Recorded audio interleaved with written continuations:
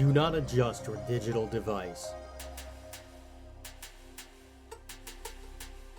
What you are about to see and hear may shock and appall you. Join our hosts as they encounter countless thrills, spills, chills, and hilarity as they explore the very weirdest in pop culture. The following media is so strange, so beyond the scope of what is normal, it will make you ask the question, why does this exist?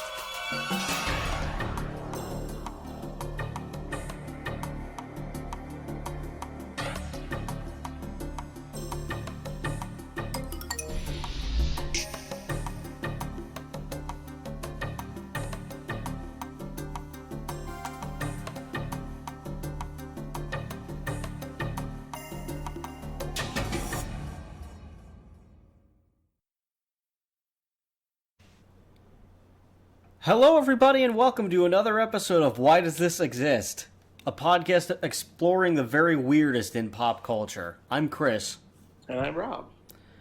And first of all, we'd like to thank you guys for coming down to our show today and tuning in, listening up, and just taking time out of your busy schedule or during your busy schedule to just listen to our show, listen to our episodes, and, you know, comment on our YouTube channel, like Mr. Sean Lynch over here. Yes. Very nice man. Try the veal.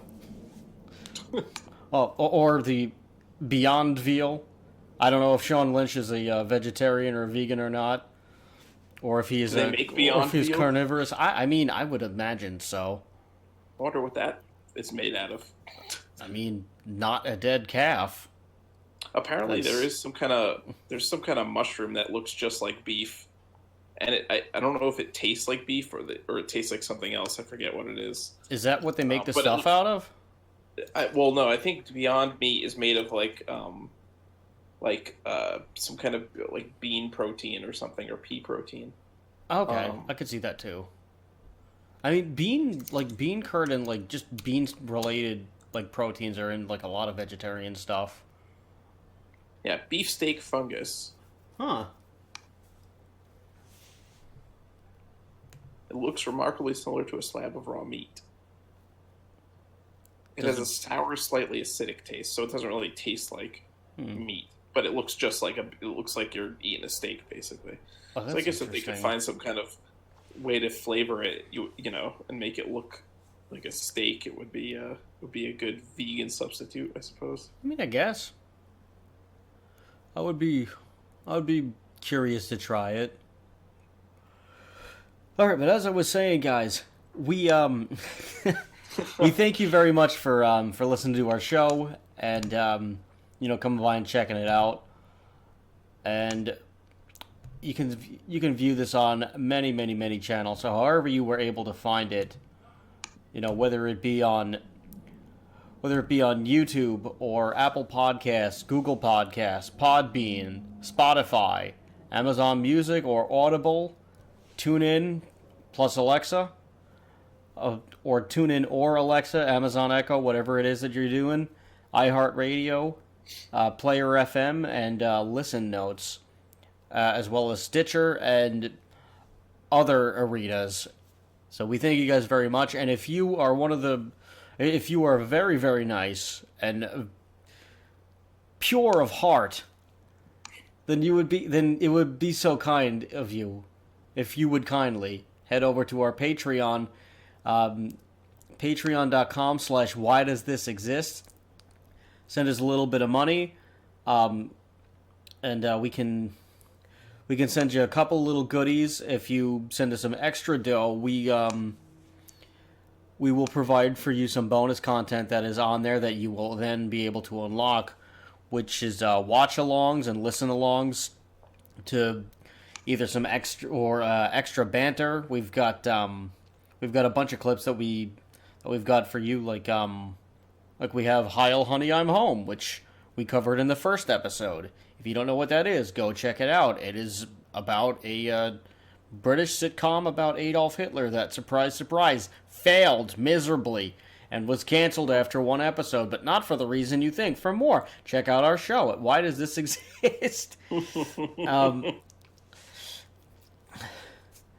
We've also got plenty of other things. We've also got the Sting mini movies. We've also have we have the strap match between Sting and Vader that Rob, myself, and our good pal Spaceman Frank joins in on. We watch the match, and you do a watch along of it too.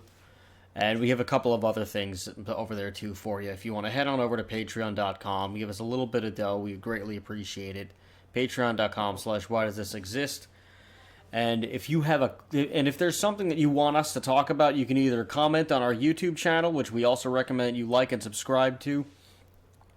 But you can also email us at whydoesthisexistshow@gmail.com. That's whydoesthisexistshow@gmail.com. All right, that's the news. Now here's the weather. What we will be talking about tonight is it's a really cool thing that happened in 96 and 97.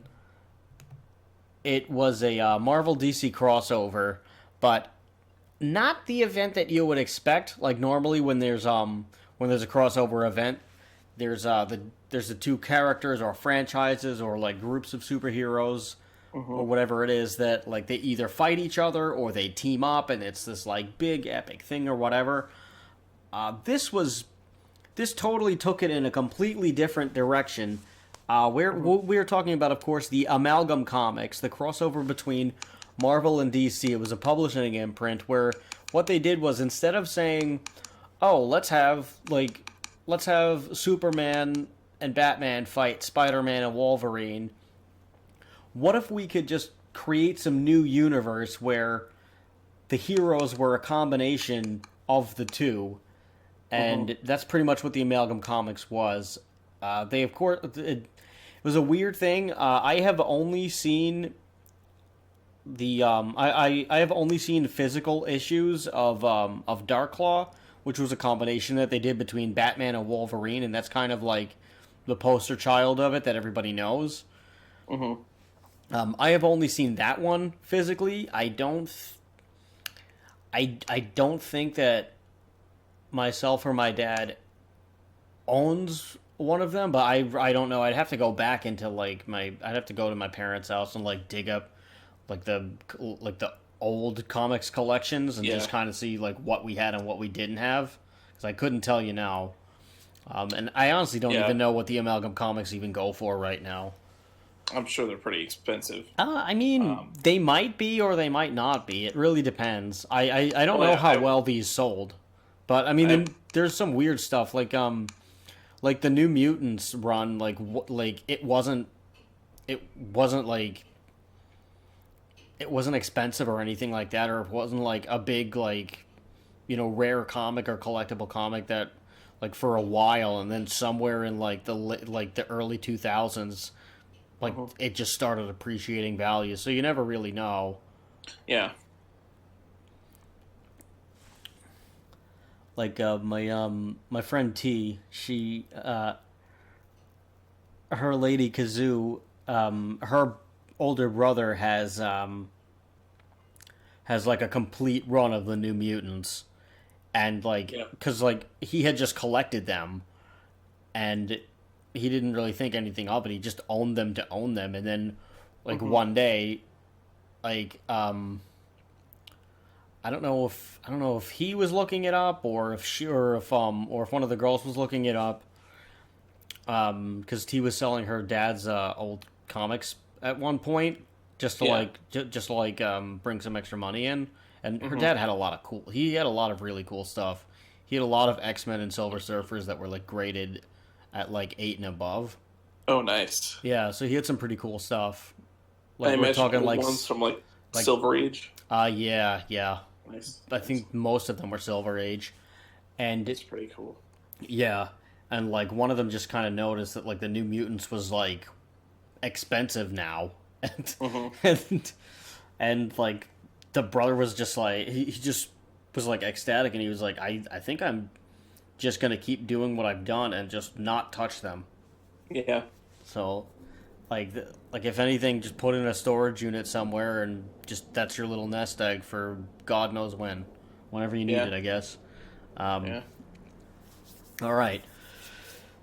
So we have the Amalgam Comics, and it like I just it's just such a weird idea. It was a pretty weird idea. It started out originally, it kind of grew out of. They did an event in 1996. It was Marvel versus DC Universe, and basically it was like these two brothers who are like these cosmic beings are basically like, you know, these gods that are representing each thing, and they decide to have like a duel between their like the mightiest heroes from their respective universes. And so that's basically what it is. So it's literally Marvel versus DC. You had things like Superman versus the Hulk, and Spider-Man versus Superboy. Flash versus Quicksilver. So some of the matchups were pretty like much like what you would expect. Like, you know, Thor versus Shazam, because they both, you know, have obviously the lightning power. Yeah. Superman versus Hulk, because they're probably the two strongest characters in each of their universes. Batman versus Captain America. Yeah. Wolverine versus Lobo, which I guess because they're both kind of like badass, like anti-heroes. Yeah, and they're like kind of like they're like just scrappy dudes. Yeah. You know, like they're not anti-heroes, but they're like, well, Lobo is an anti-hero, but like Wolverine, like he doesn't play nice all the time. I would say Wolverine is very relatable to like a lot. In some runs, he's kind of an anti-hero. Like some of them, he just like Old Man Logan. He like is. I mean, that's an amazing comic altogether. I haven't read it in some time, but I've got it here. In that one in particular, he just kind of like he's just like an outlaw, almost like a gunslinger type, where he's just like gonna do whatever he's gonna do. Where like others, he does tend to cooperate. Like in a lot of the bigger events, he'll cooperate. I mean, he'll be like snarky here and there, but he'll still like do what he's got to do, or like he'll just do what he's told. Where others and like other ones, he'll just do his own thing, or he'll just like disobey orders and like just go by his instincts. Yeah. I mean, I think that's the difference maker between Marvel and DC, is that like a lot of the DC comics, they're very focused on like on the fantasy aspect of the superhero world, where like you don't totally like, you might see some of their problems, but for the most part they'll still be ready to take on anything, and like there won't be like any major weaknesses other than like what they're physically weak against. There's like where Marvel tends to focus on like developing the backstories further, and like having the reader empathize like with them. Like they have very real like the struggles that the Marvel heroes are going through in their personal lives are always very relatable on like a personal level, and it's just kind of like, oh man, like I could totally be friends with Spider-Man and not know that he's Spider-Man. Like, you know, whereas in DC there's that closed off connection. Like in the Marvel world, there's like the real, it's as if it were in real present day. Like even the cities are the real cities. Like New York City is in the Marvel universe. Whereas in DC, they might mention it every like once in a while, but they take place in their own fictional cities. Right. I think also with Marvel, the difference with the Marvel and the DC, and this isn't always true, but it's kind of like, you know, I think it rings true most of the time, is most of the Marvel heroes are like average people that kind of acquire their powers by mistake. You know, most of them, like, you know, like the X-Men, they're mutants. They were born with powers, but like they didn't ask to be heroes. They just like kind of fell into that because they have powers. And like, you know, Spider-Man like was like bitten by a radioactive spider, so like he didn't ask to be a hero. He wasn't born a hero. Kind of became a hero. Whereas a lot of the DC heroes kind of are more like they were born to be heroes. Like Superman was like born to be Superman, and you know, Batman wasn't born to be Batman, but like, you know, because of a string of events when he was a child, just that molded him into Batman. Well, he also always had the resources to to do it. Right. I mean, I guess, like, Tony Stark, and you can kind of argue, had that in Yeah, Marvel Tony Stark because is he similar. just had the money to, that's his superpower, basically. Although, I know the later issues of Iron Man, he kind of, like, it's almost like his powers are superhuman rather than just, like, him making, like, expensive technology, because he has, like, all these nano machine things that kind of, like, basically just come out of his skin to be his suit, Yeah. But, like, yeah, I feel like more of the Marvel heroes are just, like, kind of like everymen that were just shoved into being heroes and they didn't really want to be, while the DC heroes were kind of, like, born and molded to be heroes, like, from the start, Yeah.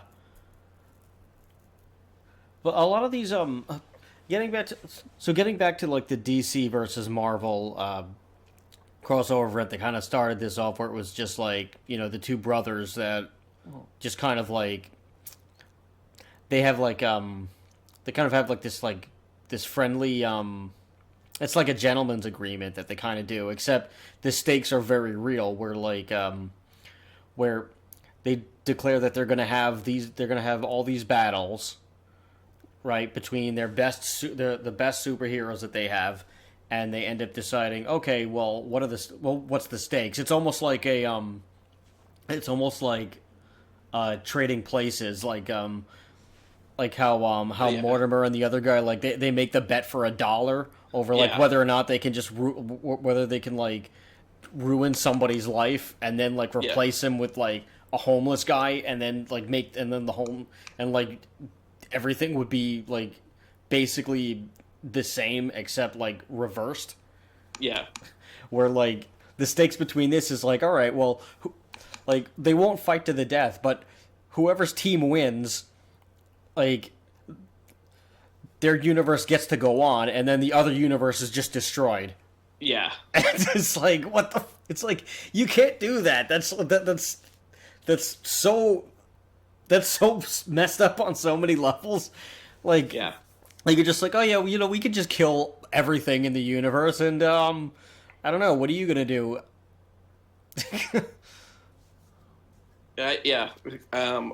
I feel like a lot of it too is really unfair for the Marvel side, because I mean, Superman is pretty much a Deus Ex Machina. I don't think there's really much in the Marvel universe that contend with him, because I mean, pretty much like every comic alludes to the fact that Superman is basically God. Yeah. Like he's like the only person that could ever kill Superman was friggin' Doomsday. Otherwise he only has like his one weakness is kryptonite, and that's like, that's the only thing. And Doomsday was the only one that actually could beat him by like brute strength, because that's how strong he is. Well, because he's also like of Kryptonian descent.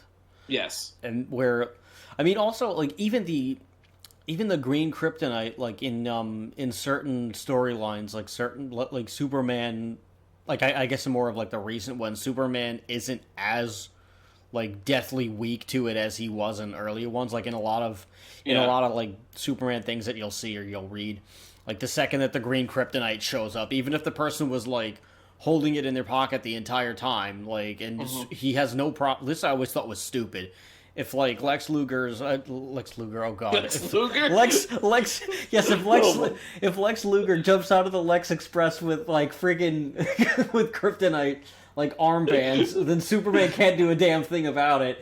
And then then WCW goes out of business. And then Scott Steiner shows up and does like a triple double axle equal axe. So his 36,000. I'm getting ahead of myself. I don't know what I'm saying anymore. Anyway, no, Lex Luthor.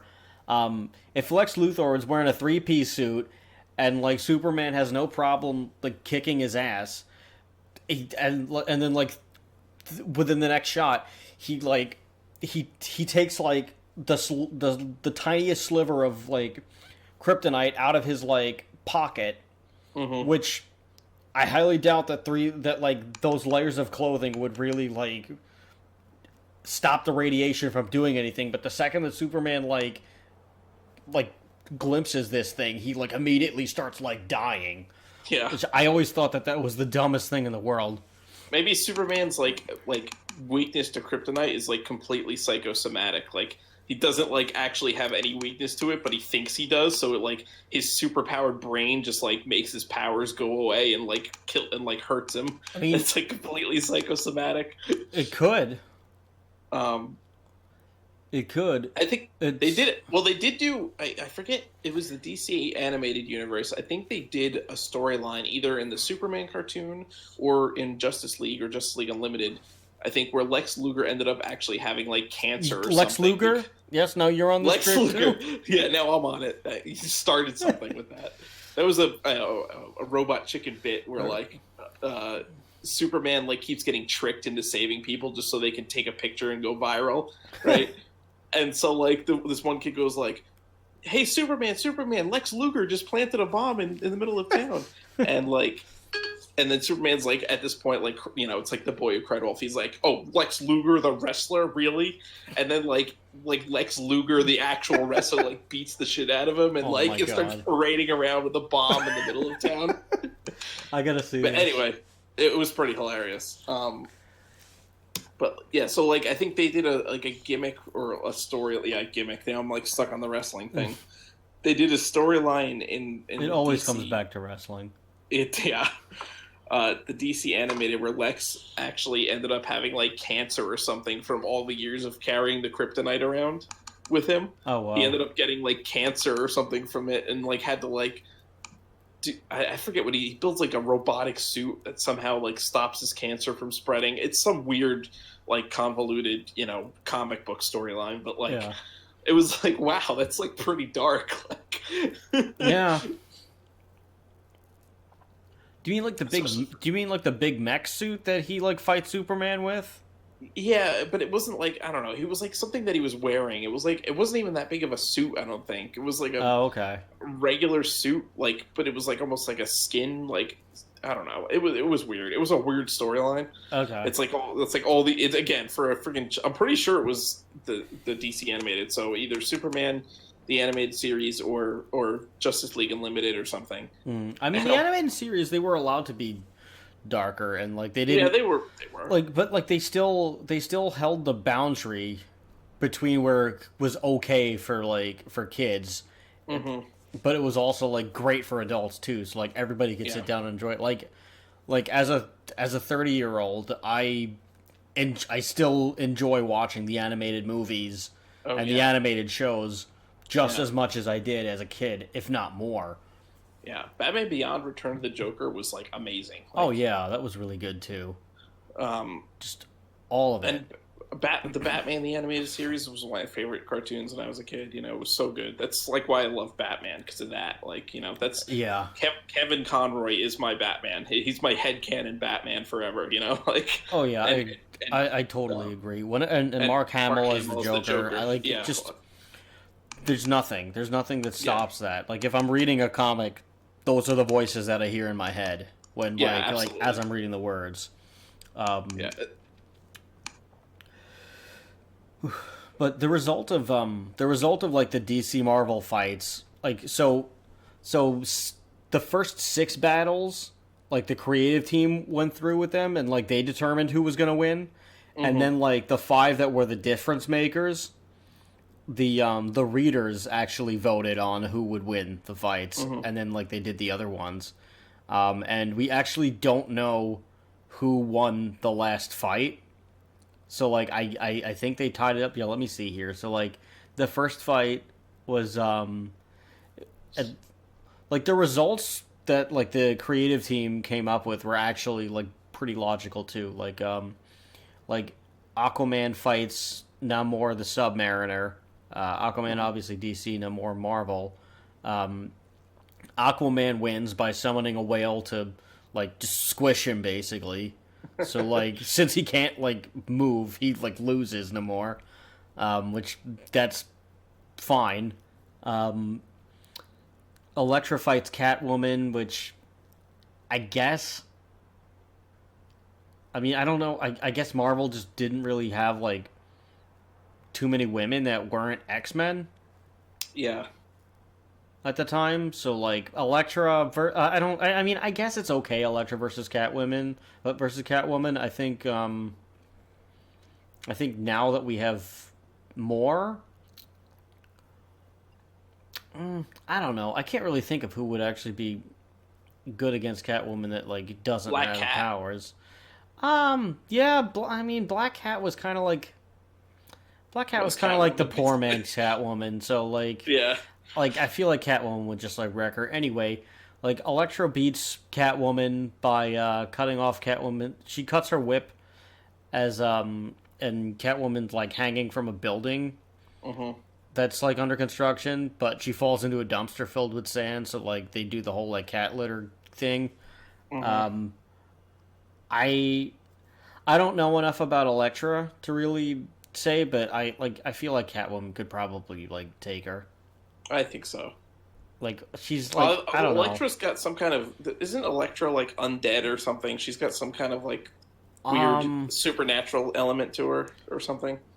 She does have some like spiritual like thing, but I don't really know enough about her. I've watched the Daredevil live Netflix show, which I'm glad that they're like going to reboot it on Disney Plus, and they're still going to go with Charlie Cox as Daredevil. Mm-hmm. I'd like it if they continued it, but it doesn't look like they're going to do that. She had something, but like I don't really remember. It's been such a long freaking time. Yeah. Then the Flash fights Quicksilver. Like most of the Marvel characters representing them are X-Men, by the way. Yeah. The Flash fights Quicksilver. The Flash wins using superior speed. Well, I don't know what that means. I'm reading the Wikipedia. Yeah. I wish there were in a little more 'cause, detail. I guess maybe he just runs around him a bunch of times and like just. I mean, it's implied that Flash can like alter physics because of how fast he can move. Like, Yeah. he'll fucking vibrate his like atoms so he can like go through a wall and like just phase through matter. You know. So Yeah. I don't ever think Quicksilver was like meant to be that fast. Like he's fast, obviously. Like, and I like the way they kind of did it in was it X-Men Days of Future Past, I think, where he kind of like where the mansion blows up and like it's almost like everything's in slow motion and Quicksilver just like is like running through and like saving everybody and he's like but like everything's moving in slow motion. He kind of like interacts with the environment while he's moving so fast, you know. That's my favorite scene in that movie. Yeah, it is a pretty cool scene. Like I actually really liked Evan Peters as Quicksilver too. Yeah. I like how they like brought him back kind of for WandaVision, but but like it's kind of weird how they wrote him.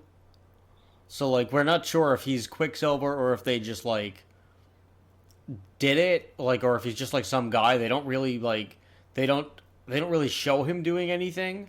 Mm-hmm. So like we're not totally sure. Well, now that like Marvel or Disney has acquired Fox and the rights to Spider-Man from Sony, they're implying more and more they're going to do like this multiverse where like they're going to bring back all the characters from the old movies that before it was the Marvel Cinematic Universe, like the Sam Raimi Spider-Man films and all that. Mm-hmm.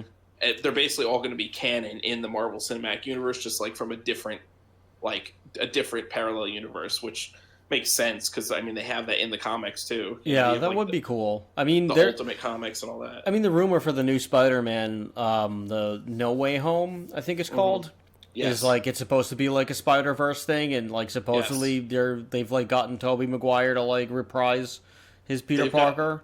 Tobey Maguire and also Alfred Molina, who played Doc Ock in Spider-Man 2. He's been confirmed. I don't know if they got Andrew Garfield or not. I believe they also got Andrew Garfield, and I think they got Jamie Foxx to play. What was it? He was Electro, right? Yeah.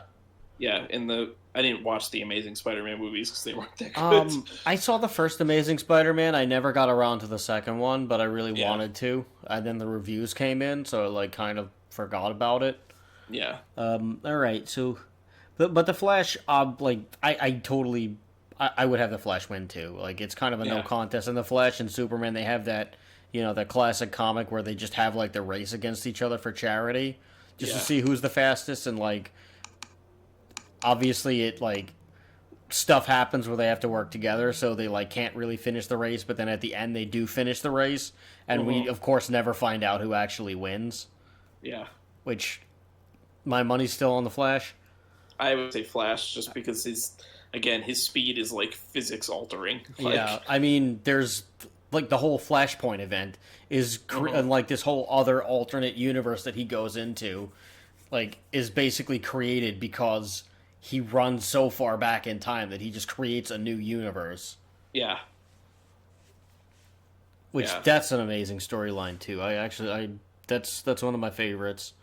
All right, then we have Robin versus Jubilee. I mean, Robin wins because he uses his cape as a decoy and then he ties her up. Kind of lame, but Jubilee is like the most useless character on the X-Men. So I mean, is that really a surprise to anybody? Like, no, like she doesn't. What is Jubilee's power even? I don't know what it is. She like doesn't shoots... she like make like explosions, like, but it looks like little firecrackers basically. Yeah, she shoots something out of her hands. She has like some kind of like explosion hand thing. But it's not even impressive or useful. It's like a useless. It's like when they did Family Guy when they got superpowers and Meg's powers just to grow her nails long. Like she's the Meg of the X-Men. Like... Yeah, I have to agree with you there. Like, and also they have Gambit, which is like just the upgraded, I guess, male version of Jubilee, basically. Gambit is one of my favorite X-Men. Yeah, Gambit is pretty badass. All right. Then we have Silver Surfer versus Green Lantern, which that's pretty interesting. Yeah. I feel like Iron Man versus Green Lantern would have been really good, too. Yeah. Oh, wait, no, but they're in the... No, they're not. Okay. That would be... Actually, a Green Lantern Iron Man would be cool. That would be interesting. Yeah. Maybe that exists in the Amalgam Universe. I don't know. I haven't looked at all... I don't know all of the heroes that they have in that universe. We haven't even like scratched the surface. Silver Surfer beats Green Lantern. Totally makes sense. Yeah, I mean, Silver Surfer is the herald of Galactus, so that's like apparently a no-brainer to me. So apparently how he wins is like they both collide, they both crash into each other, and like there's a giant like supernova, and Green Lantern gets knocked out, and Silver Surfer is like fine. Again, not surprised because he's basically not a full god, maybe, but definitely like a demigod, I would say. Yeah, I would say he's a demigod for sure. Then we have Thor versus Shazam, also pretty good matchup. Thor wins when Captain Marvel like is forced to, or Shazam. His real name is Captain Marvel, but we have obviously too much confusion, so Shazam is kind of better, and I like that name anyway. It's what he screams. So So Shazam has to like change back into like Billy Batson, where like because he's really like a 10-year-old boy, which is kind of funny. Yeah. So he like tries to change back, and he like can't because Thor uses Mjolnir, which is his hammer, to like intercept a lightning bolt that would like turn. So for those of you who do not know, when Shazam turns into Shazam, he's a 10-year-old boy named Billy Batson. Like, it's kind of like a take on, like, when you're a little kid and you, like, pretend that you're a superhero. And then, like, you know, you say a magic word and then you transform into this big superhero. Well, like, this actually happened. So he turns into this superhero that's, like, from Greek mythology and stuff. And he, like, just gets he gets this stuff. And that's kind of where, like, I was saying before how, like, in a lot of the, in certain more recent Superman comics, how he has like more of a resistance to kryptonite. Like it still hurts him, but it doesn't like outright just kill him as much. And they have like the other types of kryptonite, like the red kryptonite that like gives him like super strength, like even more like strength. It's basically like steroids. Yeah. And they have like the blue kryptonite, and they have like I think they have black kryptonite and all this other stuff. But there was a storyline where Superman was fighting Shazam because there was like a whole bit of buzz of like, oh well, could Shazam take Superman in a fight? Like, so like they did that, and this was where they like kind of had to like fudge Superman's like lore a little bit, and this was where they started incorporating magic as a weakness. Oh yeah. So like some people didn't and still don't agree with it. It's comic books, so whatever. I actually Right. haven't asked my dad about this. My dad's a big Superman fan.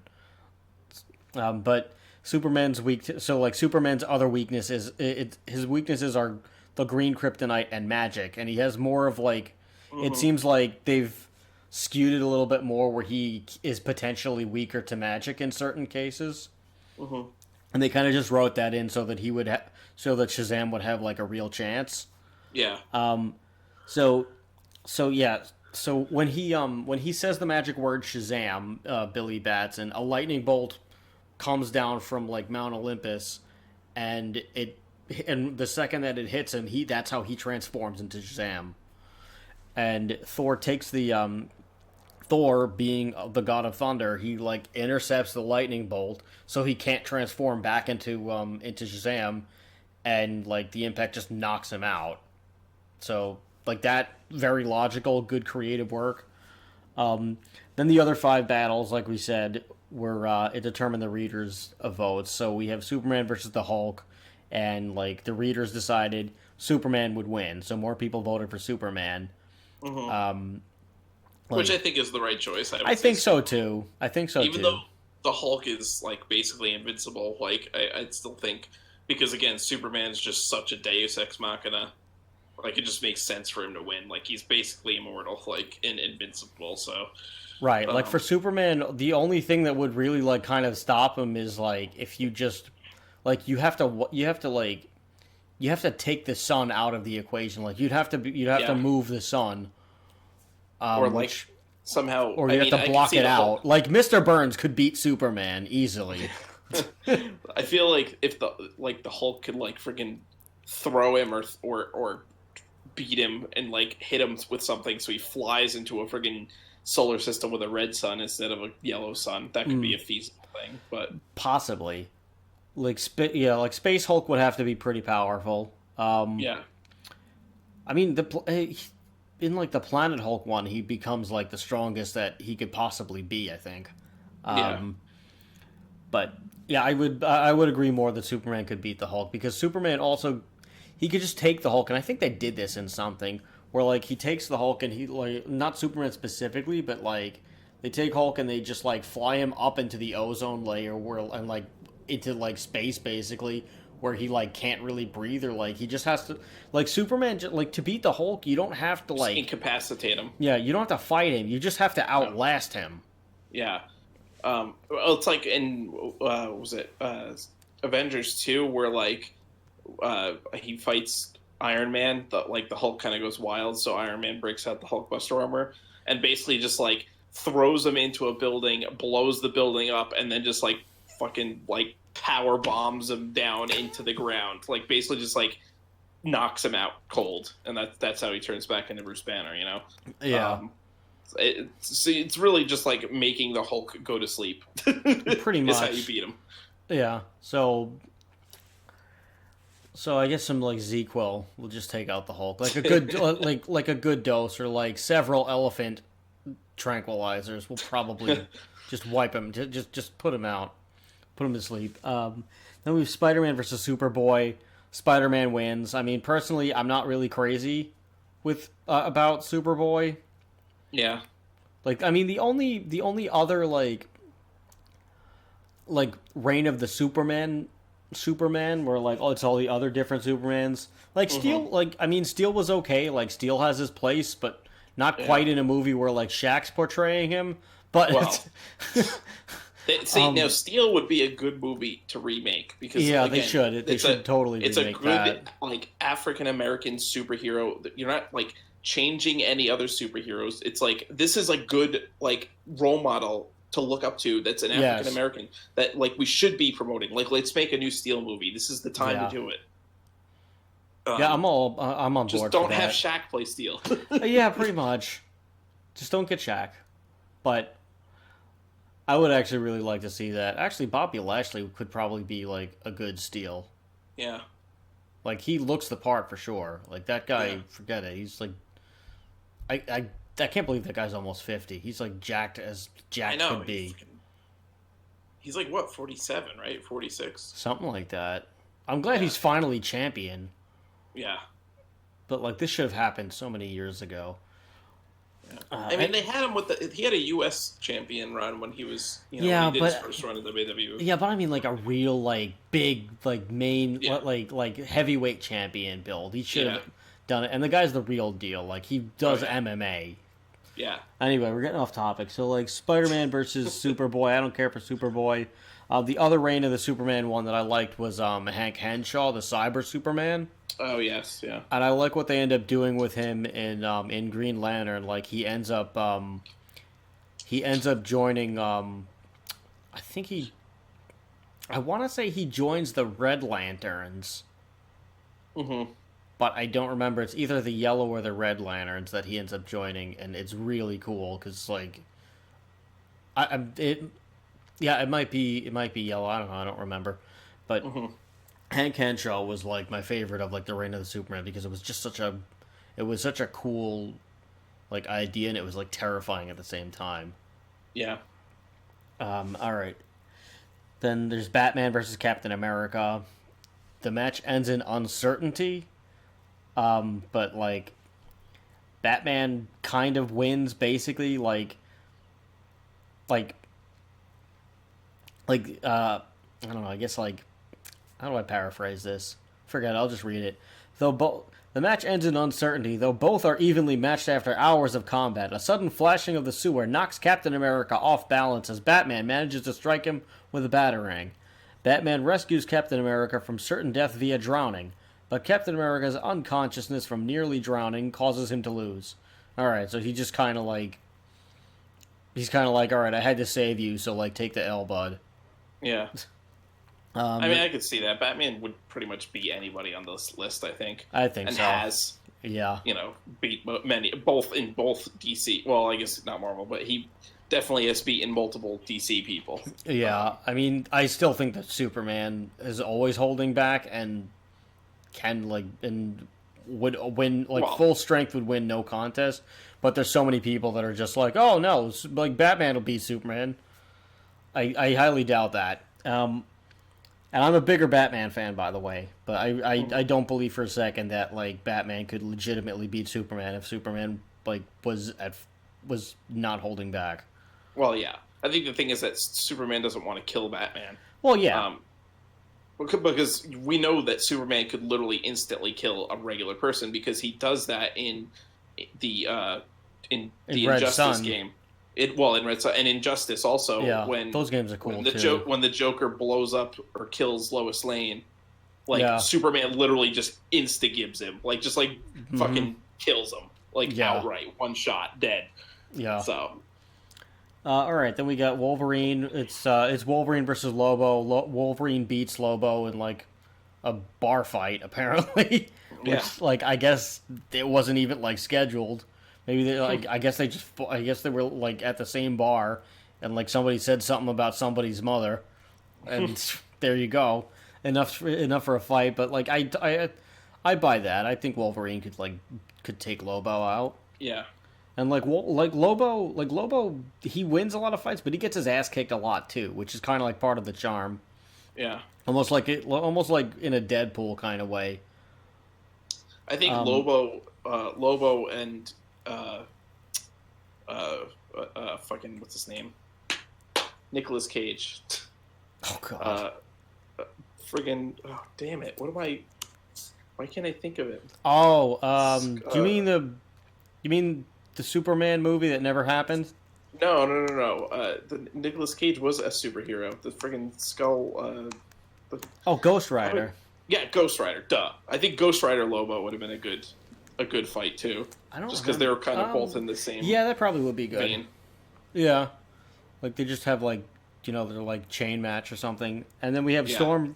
Then we have Storm versus Wonder Woman. Okay, Wonder Woman apparently has Thor's hammer in some way, so like the fight can happen. I don't know. Storm wins though, and she just repeatedly hits her with like lightning. I don't know. I see Wonder Woman would be able to win, but I mean this is user's choice. So I could kind of see that a little bit more too, because like Wonder Woman, she has like the gauntlets, so like couldn't she just deflect all the lightning? Right.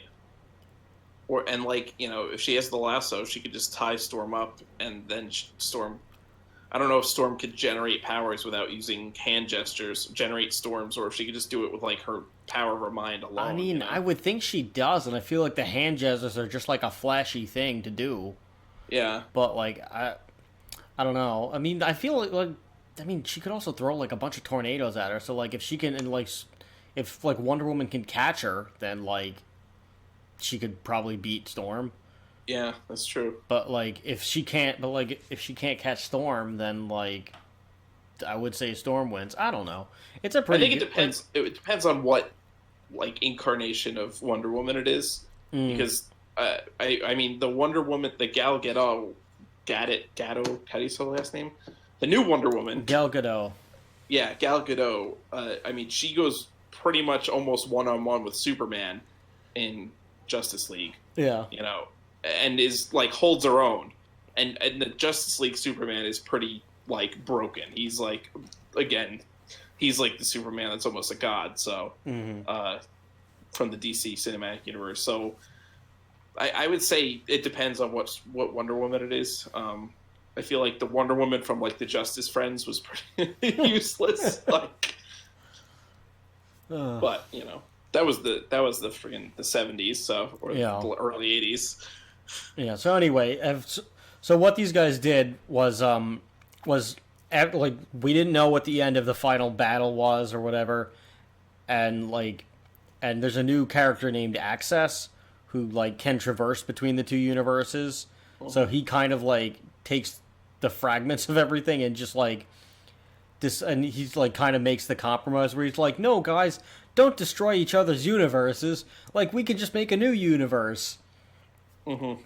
And I guess the brothers are kind of like, all right, if you want to do it, then like I'm not doing it, but like if you want to do it. So like the Spectre and the Living Tribunal like do it, and he like in Access infuses Batman and Captain America with fragments of their universes, and then Spectre and the Living Tribunal like make the compromise and like make them, and then the Amalgam Universe happens.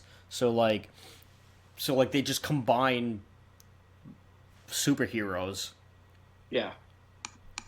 Which is kind of cool. I don't know how like great the reception turned out to be though, but like here's like some of the books that they have. Like here's like here's some of the characters. It's better on the Marvel database Wikipedia thing actually. Yeah. Some of these are pretty cool. Like we said, there's Darkclaw, which is probably the most famous one, where it's Wolverine and Batman combined, and like his like Joker is, this is kind of cheesy though, like it's the hyena, where it's like a combination of Sabretooth and the Joker. So like I don't like the name, but it makes sense. And the Darkclaw drawing is pretty freaking cool. Yeah, Darkclaw looks pretty badass. Yeah. But we have Amazon, which is like the combo of Storm and Wonder Woman. Assassins, which there's one called Dare, and there's another one called Cat's Eye. Dare is a combo of Deathstroke, his daughter Rose, and Daredevil, and then there's and Cat's Eye is Elektra and Catwoman. Then we have Bruce Wayne, Agent of S.H.I.E.L.D., which sounds like a real thing anyway. And it's like obviously a combo of Bruce Wayne and Nick Fury, which is kind of just like if Bruce Wayne just bought S.H.I.E.L.D., I guess, which could realistically happen. We have something called Bullets and Bracelets, which, while it sounds like a really nice toy for your daughter, it's not. It's a combo of the Punisher and some guy named Steve Trevor. I don't really know who he is, so like people are gonna chastise me. Like diehards are they're gonna be calling for my head. I don't know who Steve Trevor is, and there's like another analog to Wonder Woman. So it's like, I don't know. I guess I don't really like that combo. I guess they really couldn't think of anything to do with the Punisher, so they kind of just like did that. I feel like they could have just left it out or thought of something better. Well, I guess they wanted to try to make everyone, you know. I guess, but I mean, you could have picked better people than you could have picked a known person. Like you could have picked Punisher and like, I don't know, like if you were gonna do like like if you wanted to do like a Wonder Woman, like if you had to keep it with like something Wonder Woman related for like the bullets and bracelets thing, you could have like, I don't know, I guess you could have combined him with like Chitara or something, like just something I don't know, somebody from the Wonder Woman universe, or like, well, I think or like who was actually who's the freaking Minotaur looking guy in Wonder Woman? Oh god, he's like the war god. Ares. There we go. Oh yeah. Yeah, I mean Punisher and Ares actually probably would have been really cool. Yeah, or they could have done like a combination between Punisher and Deathstroke. That would have worked. Oh, that would have been perfect. Yeah. Or well, they already have Deathstroke, but a Deadshot, like just use him. I think Deadshot was also already combined with somebody else. Was he? Yeah. I guess we'll find out. I'm just kind of rattling them off. Or Cable. No, Punisher and Cable are in the same thing. They could have done Cable with something else too. They did. They have. Well, I mean, I guess maybe he was in X Patrol, which was like a combo of X Force and Doom Patrol, which that kind of makes sense. Or like even. Yeah. Like Suicide Squad. Then we have Doctor Strange Fate, which is like blatantly obvious, very obvious. It's just a combo of Doctor Strange and Doctor Fate, and apparently there's hints of Professor X in there, which, okay, that sounds pretty cool anyway. Yeah. Then there's the JLX, which is a combo of the X-Men and Justice League of America, also pretty cool. Like, just think the X-Men with capes and more powers. Yeah. Then we have Magneto and the Magnetic Man, which is just, I don't know. It's like kind of weird. It's like it's like an analog of Magneto, reimagined as a brother to an alternate Magnus alongside amalgams of the Brotherhood of Mutants and the Middlemen. I don't know. I feel like they could have done a little. I feel like there could have been something better there. Speed Demon, which is a combo of Ghost Rider, Etrigan, and the Flash. I kind of like that. Mm-hmm. Like, just I kind of just want to see what the drawing looks like, because it sounds like a really cool idea. Oh god, his name is Blaze Out. Oh, never mind. I don't think he looks kind of bleh. He looks a little like too thrown together. Like it's like just like Ghost Rider's head on like a regular generic superhero body almost, you know? Yeah. With like claw hands.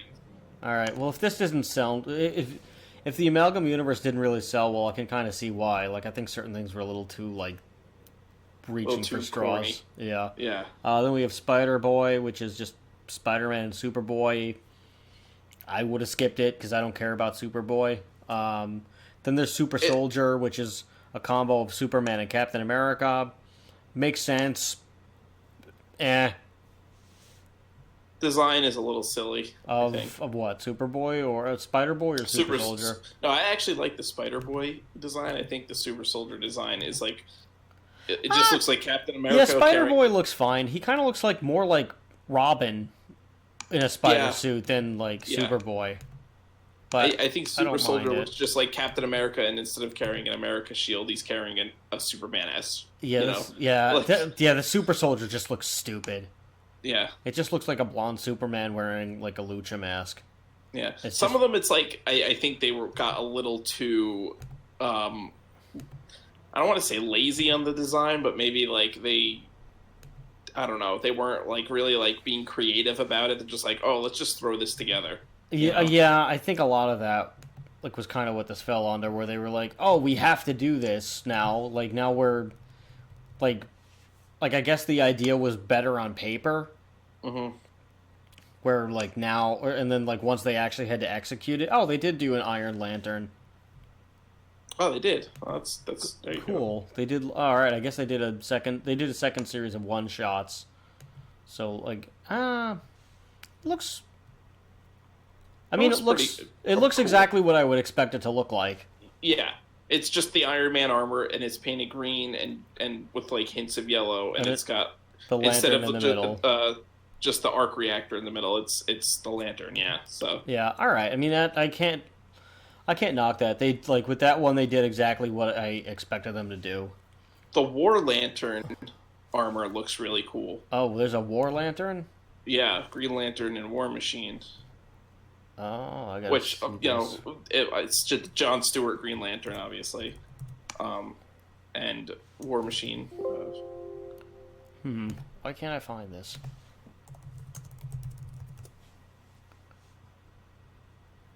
Do you mean Jack-O-Lantern? No, it's War Lantern. Why can't I find it? It's the first one under W. This is a bad computer. Anyway, it looks pretty badass. It's the War Machine armor, but it's got, like, it's green and black. It almost looks like a Necron warrior from Warhammer 40k. And, like, the guns look pretty badass, too. Yeah. Yeah. What the hell is his name again? I'm on Google now. I gave up on that site. It's War Lantern. Okay. Stuart Rhodes. Stuart Rhodes. Oh, the name is cool.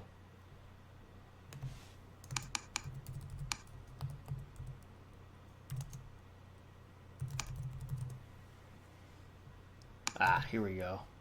Oh, yeah, he does look pretty cool. Yeah. Alright. Yeah, that's just I mean, there's obviously many, many more, but those are the ones that I'm seeing down here. There's, like, a ton of these. There's Lobo the Duck. Oh, good God. No. Which is obviously a Amalgam of Logo and Howard the Duck. Which actually kind of looks pretty cool. Yeah. It's like literally just a duck that looks like Lobo. Like, it's Howard the Duck except with Lobo's hair and a giant machine gun and a friggin' hook with a chain and a giant like bullet belt. It's pretty badass. No, he actually does look pretty funny. Yeah. All right, so that's basically what the Amalgam Universe was in a nutshell, like just a big combo of everything. I gotta find out like what the what the hell happened with this thing, because it ran for like a very limited thing. Yeah, I mean, obviously, when you have two different comic book companies, there's obviously issues with they don't want to give up their respective IPs. There's a whole copyright thing there. Yeah. I've said this before that it would be really cool if they could somehow do a movie of DC Marvel versus DC, and have like the MCU people and have what's left of the DC cinematic universe, kind of people, and just bring them together and have a huge battle. But I know that's not possible unless Disney decides to buy out DC and Warner Brothers. I mean, they could probably buy DC because I think T-Mobile bought Warner and they bought the DC stuff and they canceled some of the publishing stuff. Oh, really? This was last year. Oh, so then if they laid off a decides... crap ton of people and a bunch of people left and they kind of put everything on Jim Lee. I don't really know what else happened after that. Oh wow! But it was a huge shakeup and not for any good reasons. Yeah. So I'm not really too sure what's going on with DC right now. But that's interesting. It's it seemed like they bought it to own it and then they just decided to take the rights to whatever was actually working and then just kind of throw the rest of the wolves. So they probably bought it with the intention of flipping it down the road. So if if Disney wanted to, they probably could make a pretty good offer for DC and then just own everything, which is probably what's going to happen anyway. Yeah, I would imagine that if Warner still had full control, if they hadn't been bought out by T-Mobile, then they would have held on to DC because they want to try to compete with Disney. But if Warner Brothers is, T-Mobile has no reason to hold on to DC, properties if they don't think they can profit off of it. So I don't know if T-Mobile has any intention of trying to go up against Disney, I don't think so. Yeah. So I could see them, I mean, that's Disney's pretty much their whole strategy of business is just buy out your competition. Yeah. That's what they've been doing. They literally bought Fox. Disney owns Fox. It's crazy, There's no like it's like almost like there is no competition anymore. It's just like Disney and like 3 other companies that like control all of the media. I mean, that was probably Walt's plan all along, and that's probably why his head's frozen in a jar somewhere. Yeah, they're gonna like when they can bring him back, and he'll be like Disney by that point will be like the ruler of the world. I mean, he like, basically is becoming Darth Vader. There was like a whole like meme that I saw. It was like a timeline of the future about Disney buying up all their competition. It's like by like 100 years from now, it's like all media is controlled by Disney, and then it's like Disney starts like building an army and becomes like its own country, and then eventually just takes over the world. And like they like have like Mickey Mouse like burned onto the moon and stuff like that. Like, I mean, it's probably gonna happen. Yeah, probably happen if it stays on this trajectory. Probably a matter of time, as long as Bob Chapek or whatever the CEO's name doesn't screw it up. Yeah. Which I don't know, right? Like he's just been slashing everything. He's been cutting everything in sight for like budget stuff. So like, I don't know. We'll have to see. I mean, but I don't know because Disney's shows that they've been coming out with, like especially they have probably the two biggest money making like nerdy things right now, and that's Marvel and Star Wars. Oh yeah. Well, no, Disney Entertainment is fine.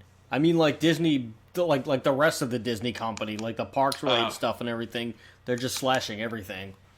But like, that's interesting. But the entertainment arm is like totally fine. I mean, I could see it with COVID because they probably took a huge hit from COVID at the parks. They couldn't. Oh yeah, they couldn't do anything. There. I mean, they still kind of can't. It was kind of the worst timing ever too, because they were just starting to push the whole Star Wars park, the Galaxy's Edge thing. Yeah. And then COVID hit, and it's like, well, we just opened up this new park, spent all this, I'm sure, billions, or at least definitely hundreds of millions to build this Star Wars themed park, and now it's like gonna fall by the wayside, and nothing's gonna happen of it because of COVID. I feel like Nintendo kind of got screwed too because they have been building a Nintendo theme park in Universal Studios Japan, and they plan on expanding it to Universal Studios in Florida. Like it's a whole Nintendo Land area of the park. Yeah. Well, they just started building the Nintendo park for in Hollywood. Yeah. Like a couple of days ago. Yeah, they're planning on building one in the Hollywood and in Orlando. Yeah, which I can't wait for. Yeah, that's gonna be freaking awesome. But they were like they had this thing called Epic Universe that they were like set to build like pre-COVID, and then like it would have had I don't know if Nintendo World would have been part of it, but it was going to be like How to Train Your Dragon, the Universal Movie Monsters. That's cool. I think like a bigger Harry Potter expansion and like a bunch of other like a couple of other cool things that they were going to put in there.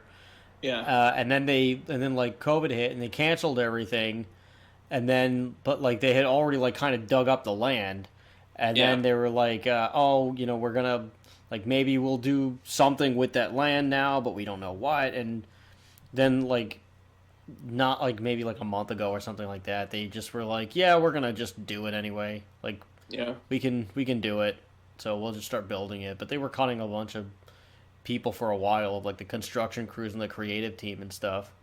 Yeah. Well, I mean, yeah, if there's nothing happening, there's no point in paying those people, I could see, Yeah. Legoland is actually going to be opening up by me soon, and that's been, again, under construction. You're getting a Legoland? Yeah, up in, by, like, where the outlets are. I forget, I don't know exactly. It's like... Like the Trenton ones? Suffer. No. Up in like Woodbury Commons. Oh, okay. I was gonna say like Trenton is not the nicest area to put like Legoland in. Yeah, no, it's I want to say it's Suffern, but I don't think it's Suffern. It's somewhere like like in the New York side, but like close to the Jersey border. Okay. So that's pretty cool. And they're finally they're going to hopefully open up this summer. I think they're, depends obviously all on COVID and what happens and what Cuomo decides to do.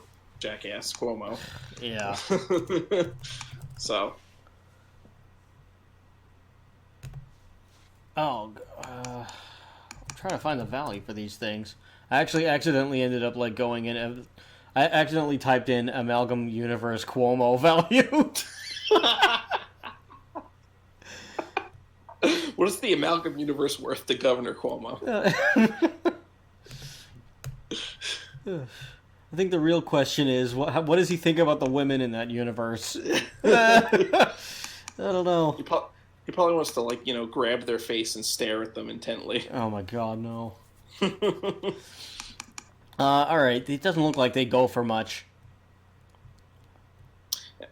Yeah, I could see that. I mean, it was an interesting idea. Like Amazon #1 is like $13. Yeah.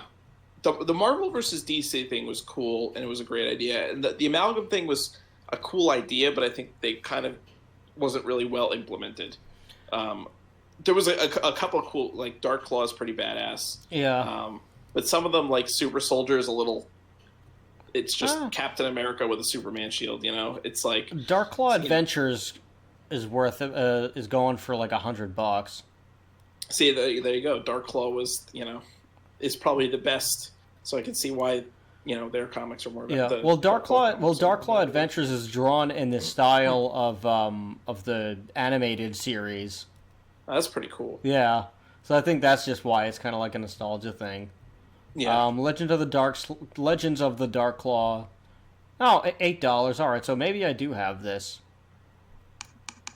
Lobo the Duck, $8. It's not going for they're not going for that much. It's kind of like a nice novelty to have if you got it, but like you're not gonna send anyone to college with this thing. Yeah, I would imagine that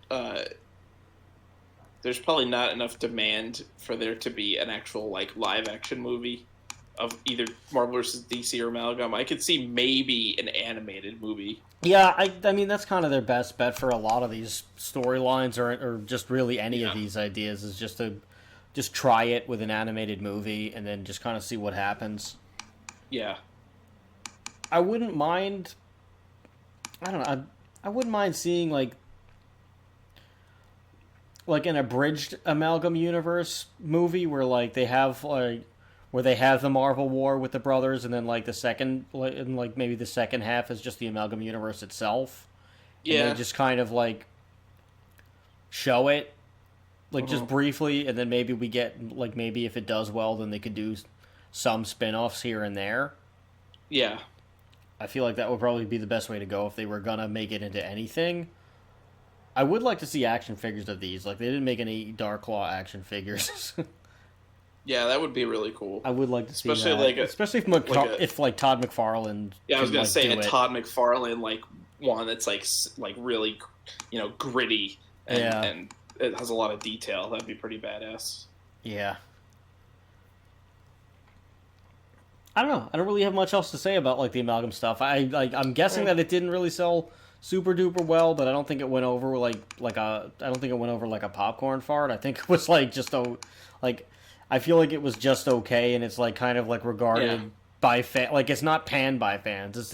It's like kind of held as like there. It was a cool thing that they did, and it happened. That like there's just like the respect for it, and like it was an interesting little detour that they kind of took for a couple of years. Yeah, and it wasn't. It was like it was also cool that they decided to just try something different. Yeah, yeah. So I didn't mind this too much. Should they revive it? I don't know. It's hard to say. It's hard to say if they really... Some of the heroes, if they redesign some of them and make them a little bit more creative and a little bit more, like, not just, like, slapped on, like, like Superman wearing a Captain America suit, Yeah. Like, I could say, then, okay. It could be pretty cool. Yeah, like, with some of them, it's just, like... It's just all sizzle, no steak. Yeah. With a lot of them. Like Speed Demon, for example. Good name, good concept of who to combine. I don't know why, like, Etrigan needed to be in there other than, like, so that they could give him so they could make him a literal demon. Mm-hmm. For, like, the name Speed Demon. But, I don't know. I mean, also Ghost Rider without a motorcycle... it just kind of doesn't make sense. I don't freaking know. But like the Doctor Strange Fate, I think would be really cool to see more of that. Dark Claw, obviously, I'm sure that there's some kind of a demand for it. I'm not sure how much about Spider-Boy. Spider-Boy looks fine, but like Speed Demon, they could definitely redo like his drawings, and they could like rethink it altogether. Maybe even put the Flash and Ghost Rider with different superheroes. Like the Flash and Daredevil might actually be better. It's like a combo. Yeah, that would be an interesting combo. I don't know, because he's like a speedster, but he's also blind. I think that's kind of interesting, and he like needs to use his other senses. Yeah, that would be an interesting. Yeah, not the greatest idea, but like that's kind of where I think it could go. You can almost make it a comic relief thing where there's a lot of like physical slapstick comedy where he's always bumping into walls, and except he's going so fast he like will bump into a wall and like blow the building down because he's going like the speed of like 10 times the speed of sound. Like, I mean, they have a lot of wiggle room if they wanted to like reintroduce the amalgam thing just to see if they could do it, because I mean this thing was like 25 years ago. So if they wanted to do like a 25th anniversary or a 30th anniversary or whatever, like just to do it as like one of their like summer event things, it wouldn't be like, I don't think it'd be the worst thing if they just did like, like a 4 to 6 comic book event or something like that, where they just brought that universe back into the fold for some reason. Yeah. Or even if they like, did like an omnibus book or something with like all or some of the Amalgam comics. Yeah, that'd be cool. Like just as like a celebration. Yeah, I think that would probably be pretty good too. Demand for it. Yeah, I don't think there's enough demand for it though. You'd be surprised. Like anything now that's nostalgic, whether or not it was like, whether it was good or bad or did well or didn't do well at the time of when it was originally like around. Yeah. Like simply just on the nostalgia factor, you'll still have probably a larger you'll probably do better sales numbers now than you did like years ago. Yeah. Just because it was something like old that they're like digging up. Yeah. So I wouldn't mind seeing like a big like omnibus like you said. Yeah. But otherwise, I don't think I have anything else to add to this thing. Amalgam Universe in a nutshell, pretty cool, interesting idea. Nice of the creative team to think outside the box. Certain things in execution, not the greatest, but it's there and it's not bad. Yeah, it just there. It just is. It is. It's not good, but it's not bad. But yeah, it's just there. It's just there. Alright, so thank you guys and all you happy people out there for like coming down and checking this out with us and just listening into what we had to say on the Amalgam Universe between Marvel and DC, and just a couple of other things that we just kind of riffed about before. Let us know if there's anything else that you would like us to talk about. Whether you're going to tell us on YouTube by commenting on our videos after you like and subscribe to our channel. Again, we are called Why Does This Exist? Or if you're going to send an email our way to whydoesthisexistshow@gmail.com. Let us know what you thought. Let us know if there's anything else that you would like us to talk about. And we'll take it from there. Also, feel free to subscribe to us and listen to us on Podbean, Apple Podcasts, iTunes, TuneIn, Spotify, and Alexa. Yes, Spotify, iHeartRadio. And I think that is just about all of them. Hopefully Podbean, soon Google Pandora. Podcasts, Stitcher, hopefully soon Pandora, and Player FM, whatever that is, and Listen Notes, which I don't know what that is either, but okay, if you find us and listen to us on there, then go right ahead. Also, Amazon Music and Audible for however many of you listen to that one or two. Thank you so much for checking us out, and feel free to if you want to give us some money, head over to Patreon, patreon.com/whydoesthisexist, and you can get some things like, again, watching Heil Honey, I'm Home, or the strap match between Sting and Vader that had the White Castle of Fear promo that we also did episodes about, and just other things. If you want to check out some of our stuff with Wesley Willis, that would be also really cool. Or just talking about Napoleon Dynamite on Patreon, you can watch the Paducah short Palooka. I'm sorry, I don't know why I did that again. And just other things like that. The next show that we have planned for you, I believe, is going to be on the Cthulhu mythos and H.P. Lovecraft. Yes. So I'm actually really excited. I've to just start reading my H.P. Lovecraft books and just taking them off the shelf, dusting them off a little bit. Hopefully not dusting them off too much because I don't want to awaken things. Yeah, don't rub it too hard. Don't overdust. Yeah. It's like Aladdin rubbing the lamp and the genie comes out, except you're rubbing the Necronomicon and Cthulhu is going to come out of it. Oh God. Oh God, no. Scissor me timbers. All right. Well, I've been Chris. And I've been Rob. And remember, everybody, question everything. See ya.